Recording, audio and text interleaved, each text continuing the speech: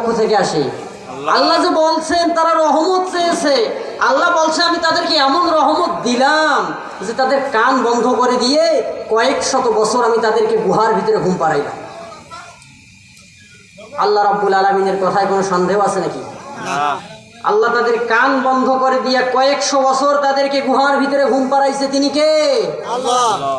আল্লাহ রাব্বুল আলামিন তাদেরকে গুহার ভিতরে ঘুম পাড়াই রাখলো।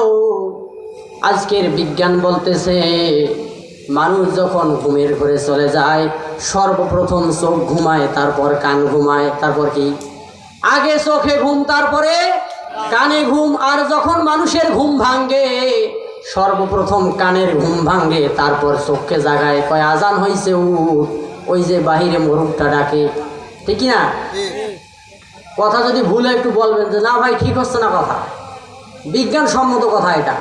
আজকের বিজ্ঞান বলতেছে যে মানুষ যখন ঘুমায় সর্বপ্রথম চোখ ঘুমায়, তারপর কান ঘুমায়।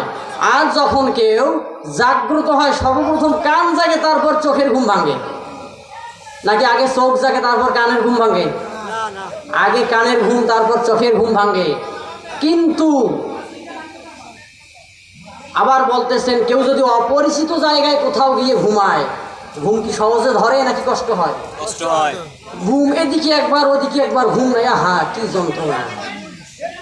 10টায় যদি বিছানায় যায় তো ঘুম যাইতে 1টা বাজে, 3 ঘন্টা এমনিতে মাইনাস হয়ে যায়।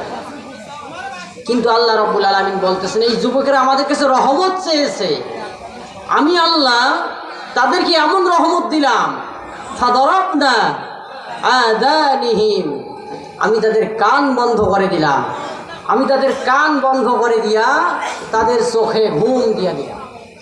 কয়েক শত বছর এই যুবকরা ঘুমাইছে গুহার ভিতরে, এরা টের পাচ্ছে না। কিন্তু যখন যুবকদের ঘুম ভাঙ্গে না,